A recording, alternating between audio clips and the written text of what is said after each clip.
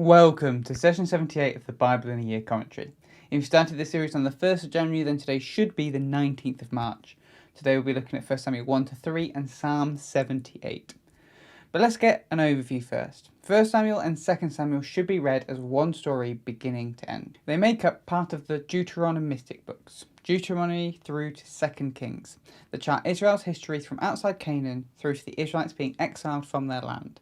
They're called Deuteronomistic books because they are told through the lens of Deuteronomy 28, that obedience leads to blessing and disobedience leads to curses. 1 Samuel and 2 Samuel pick up the story after Judges, with a new judge to lead them, Samuel. The story then follows through as Samuel appoints a king, Saul, and then that king is replaced by a new one, David. Here is a summary of the structure, but I would recommend checking out the written version of this commentary in the description to see the structure properly for yourself, particularly as today there are two. But we start in 1 Samuel verses 1 to 10 with Samuel's leadership. And Samuel's leadership is broken up into 1 to 3, the story about his mother, Hannah. 1 Samuel 4 to 7, the Philistines versus Israel, and 1 Samuel 8 to 10, Saul becomes king. Then we get 1 Samuel 11 to 31, which is Saul's leadership, and that's broken up into 1 Samuel 11 to 15, Saul's initial success and then failings, and then 1 Samuel 16 to 31, Saul's decline and David's rise. When we get to 2 Samuel, we have 2 Samuel 1 to 20, which is all about David's leadership. And within that, there's 2 Samuel 1 to 10, David's blessing and success, and 2 Samuel 11 to 20, David's failing and family breakdown. And then the entire thing ends with 2 Samuel 21 to 24, which is an epilogue, a reflection on both Saul and David's reigns. As already mentioned, a key theme in 1 and 2 Samuel as part of the Deuteronomistic books is the idea that obedience leads to blessing and disobedience leads to curses. The Israelites are disobedient and are beaten by the Philistines. Saul is disobedient and loses the throne. David is disobedient and we see his family break down. But in the areas where David is obedient, he flourishes. The other key theme appears in 2 Samuel 7. David wants to set up a house for God's presence to dwell in. Instead, God says he wants to establish David's house. So through David, God will establish a kingdom that will be eternal. It's here that we see the first seeds of a future king that will be a Messiah that fulfills the promise to Abraham that through his descendants all the world will be blessed. But let's jump in with 1 Samuel 1 to 3. A little like the book of Ruth, in the face of corruption and the chaos of Israel, 1 Samuel opens with a personal story about a young woman named Hannah. Her husband has 2 wives, and while his other wife is able to have children, Hannah can't. When the family went up to Shiloh to visit the house of the Lord to worship, Hannah would ask God for a child. She promised that if he gave her one, she would dedicate the child to him. While the word Nazarite isn't mentioned explicitly, there is an association we're meant to see when Hannah says no razor shall touch his head. This son would be one set apart to live for God. Because she was so expressive in her prayers, the priest Eli thought she was drunk and went to tell her off. She explained to him why she was praying, and so he sent her off with a blessing. She then gives birth to a child and calls him Samuel. She waits until he is old enough to no longer be dependent on her, and then brings him back to the house of the Lord to serve there with Eli.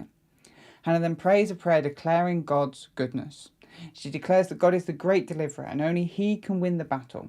He is the one that opens the barren woman's womb and brings people back to life. She also challenges others to not be proud but to submit themselves to God. This prayer is the victory of a humble woman. Here she serves as an example of how the rest of Israel should be. Unfortunately, Eli and his sons do not live up to this example. The sons would often take food that people were to offer to God. The priests are normally allowed to take a portion of the offerings anyway, but these men wouldn't take more than they should and would take it before it was offered because they wanted to cook it differently. In short, they were treating the things of God lightly and selfishly. They also slept with the women who served at the tabernacle, ignoring the many commands on sexual purity. Their father Eli was implicit in this because he knew it was happening and did nothing about it. Because of this, God pronounces judgment on Eli and his family. Their disobedience leads him to curse them so that no one in their family will ever reach old age, and tells Eli he will know God is speaking the truth because his own 2 sons will die on the same day. He then tells Eli he will raise up his own priest, one who will be faithful and good. Ultimately, it's a sad state of affairs. These are meant to be men of God, examples to others. Instead, they're just as bad as the judges we've seen before. The focus then moves to Samuel. If Eli's sons are the epitome of disobedience and rebellion, Samuel is the epitome of obedience and faithfulness. We get an interesting story of God calling out to Samuel and Samuel getting confused and thinking it is Eli. It's sad that until this point, Eli hasn't taught Samuel how to recognise God. But eventually, Samuel calls out to God himself and God speaks to him. God tells Samuel his plan for Eli and his sons, and Samuel tells Eli the next day.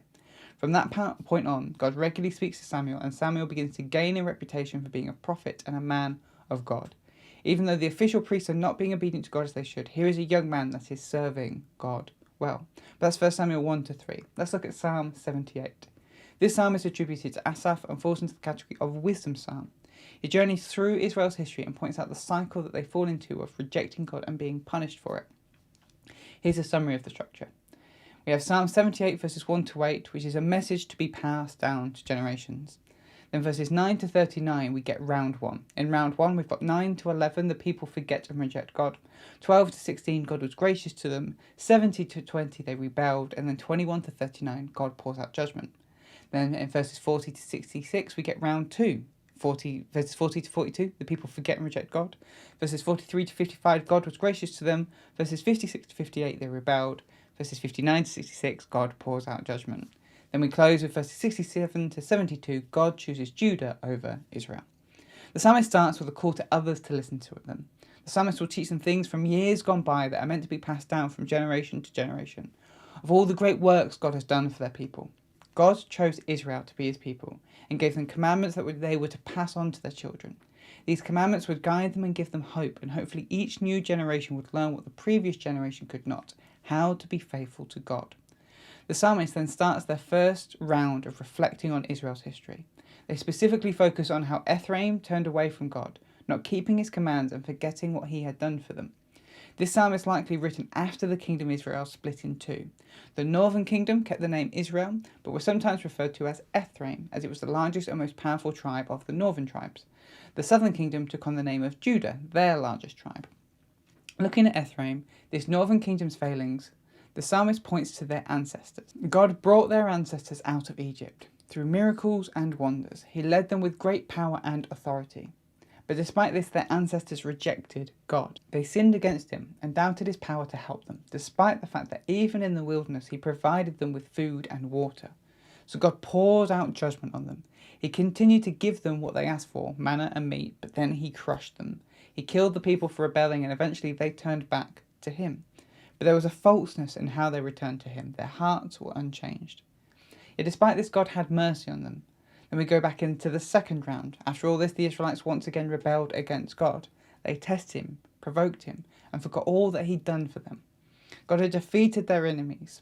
Recounting the plagues, the psalmist mentions the rivers of blood, the swarms of flies and locusts, the hail and thunder. God killed every firstborn in Egypt, breaking their control over the Israelites.